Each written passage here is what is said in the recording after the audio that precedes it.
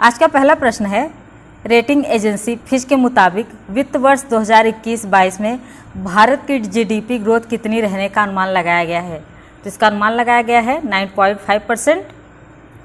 Fitch rating के मुताबिक 2020-21 में भारत की जीडीपी में 5% की गिरावट आ सकती है, मगर अगले वित्त वर्ष में 9.5% की वृद्धि का अनुमान है। फिच रेटिंग ने वित्त वर्ष 2022 में भारतीय अर्थव्यवस्था में सुधार का अनुमान जताया है। एजेंसी ने हाल ही में कहा कि चालू वित्त वर्ष में कोरोना वायरस महामारी के कारण आई गिरावट के बाद भारतीय अर्थव्यवस्था तेजी से वापसी करेगी। अगला क्वेश्चन है, गुजरात के गिर के जंगलों में पाए जाने वाले एशियाई शेरों की संख्या 2015 के मुकाबले बढ़कर कितनी हो गई है? तो यह संख्या हो गई है 674। गुजरात के गिर वन क्षेत्र में पाए जाने वाले इन शेरों की संख्या में इजाफा हुआ है और अब राज्य में इनकी संख्या बढ़कर 664 हो गई है। वन विभाग की तरफ से हाल ही में जारी आंकड़ों के अनुसार सौराष्ट्र के सोमनाथ, अमरेली, भावनगर, राजकोट, जूनागढ़, पोरबंदर, जामनगर, बोटाद, मोरबी और सुरेंद्रनगर जिलों में फैले गिर जंगल में 161 नर, 260 मादा, 45 अवयस्क नर व 49 अवयस्क मादा शेर पाए गए। वन में 137 शावक भी मौजूद हैं। इनके अतिरिक्त 22 ऐसे शेर मौजूद हैं जिनका सटीक आकलन नहीं किया जा सका। अगला प्रश्न है, किस राज्य सरकार ने हाल ही में कक्षा 5 तक के बच्चों के लिए ऑनलाइन क्लास पर प्रतिबंध लगा दिया है? तो यह प्रतिबंध लगाने वाला गवर्नमेंट है कर्नाटक सरकार। कर्नाटक सरकार ने कक्षा 5 तक के बच्चों के लिए ऑनलाइन क्लास पर प्रतिबंध लगा दिया है। साथ ही कहा है कि ऑनलाइन कक्षाओं के नाम पर अतिरिक्त फीस वसूलने वाले स्कूलों के खिलाफ सख्त कार्रवाई की जाएगी। 2020-21 शैक्षणिक वर्ष के लिए फीस बढ़ाने पर भी रोक लगा दी गई है। यह निर्णय प्राथमिक और माध्यमिक शिक्षा विभाग द्वारा कई अभिभावकों की शिकायत के बाद लिया गया है। अगला क्वेश्चन है, अंतर्राष्ट्रीय भारोत्तोलन महासंघ IWF ने किस भारतीय वेट लिफ्टर पर लगाए गए डोपिंग के आरोप को वापस ले लिया है? तो यह आरोप लगाए गए थे संजीदा चानू पे। अंतर्राष्ट्रीय भारोत्तोलन महासंघ IWF ने भारतीय भारोत्तोलक के संजीदा चानू के खिलाफ लगाए गए डोपिंग के आरोपों को उनके नमूनों में एकरूपता नहीं पाए जाने के कारण खारिज कर दिया है। इसके बाद राष्ट्रमंडल खेलों की स्वर्ण पदक विजेता इस खिलाड़ी ने माफी मांगने और मुआवजा देने की मांग की है।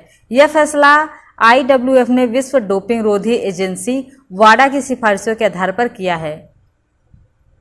अगला क्वेश्चन है, केंद्र सरकार ने प्रधानमंत्री कृषि सिंचाई योजना के अंतर्गत पर ड्रॉप मोड क्रॉप हर बूंद से ज़्यादा उपज के मद में चालू वित्त वर्ष में राज्यों के लिए कितने करोड़ रुपए का आवंटन किया है? तो इसमें दिए जाएंगे 4000 करोड़ रुपए।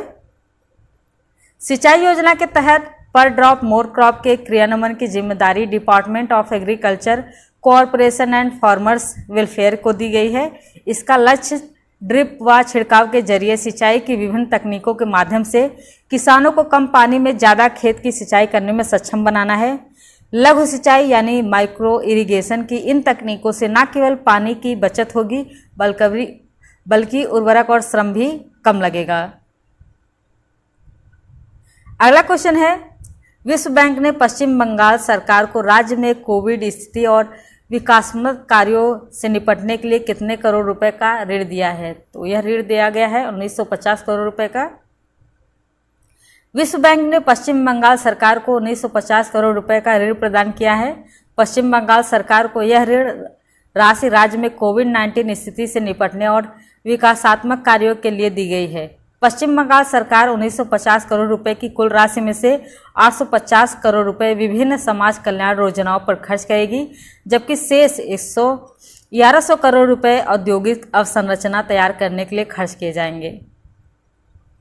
नेक्स्ट क्वेश्चन है, हाल ही में किस देश ने कोरोना संक्रमित लोगों के इलाज के लिए प्लाज्मा की ऑनलाइन उपलब्धता शुरू की है?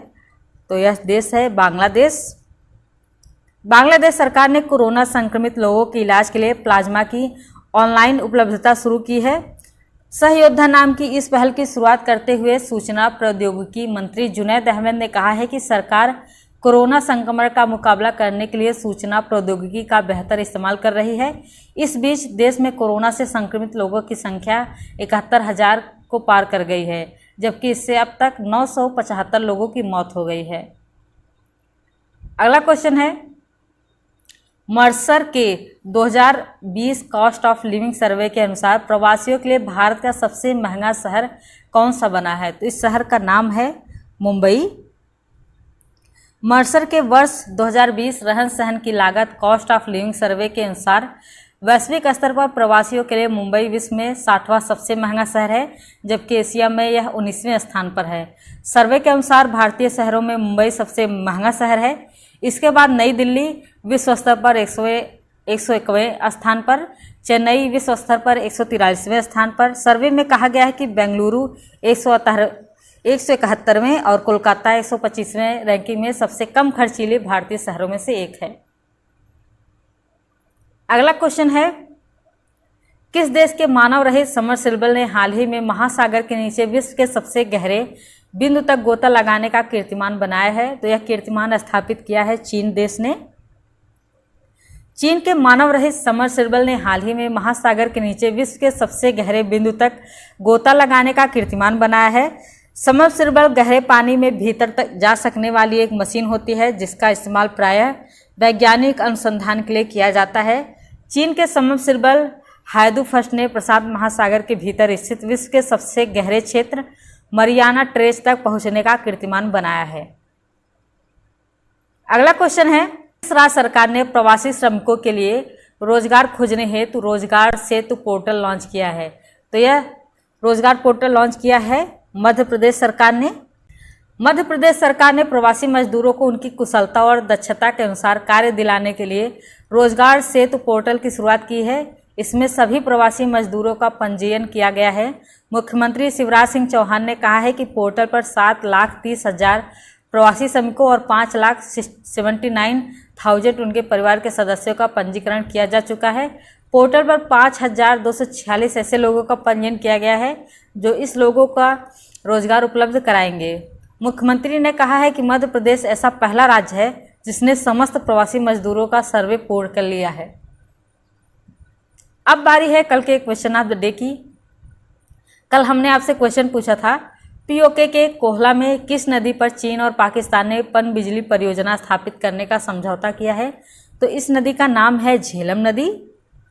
चीन और पाकिस्तान ने एक पाक अधिकृत कश्मीर के कोहला क्षेत्र में पनबिजली परियोजना स्थापित करने के लिए एक समझौते पर हस्ताक्षर किया है। पनबिजली परियोजना झेलम नदी पर स्थापित होगी। इससे पाकिस्तान को 5 अरब यूनिट पनबिजली प्राप्त होगी। झेलम नदी पंजाब की 5 नदियों में से एक है। यह सिंधु नदी की सहायक नदी है। यह परियोजना चीन पाकिस्तान इकोनॉमिक कॉरिडोर CPEC के तहत क्रियान्वित की जाएगी। परियोजना के लिए पाक आधारित कश्मीर के अधिकारियों, चीन के 3 गोर्ज कॉरपोरेशन व private power and infrastructure board के बीच त्रिपक्षीय समझौता हुआ है। 124 मेगावाट क्षमता की भारत ने हालांकि इस योजना पर आपत्ति जताई है। भारत ने पाकिस्तान के अवैध कब्जे वाले क्षेत्र में ऐसे प्रोजेक्ट लगाए जाने पर आपत्ति जताई है। अब बात करते हैं आज के क्वेश्चन ऑफ द डे की। आज का क्वेश्चन ऑफ द डे है, फुटबॉल के महिला एशिया कप 2022 की मेजबानी कौन सा देश करेगा? तो इसके ऑप्शन हैं भारत, ऑस्ट्रेलिया, अमेरिका, ब्राज़ील। आप सभी हमें इसका कमेंट में आंसर जरूर बताइए। फ्रेंड्स, अगर आप डेली करंट अफेयर का PDF चाहते हैं तो आप हमारे व्हाट्सएप ग्रुप या फिर टेलीग्राम ग्रुप को ज्वाइन करिए। आपको इसका लिंक हमारे डिस्क्रिप्शन बॉक्स में मिल जाएगा। और प्लीज़ हमारे चैनल को सब्सक्राइब करिए। Thank you.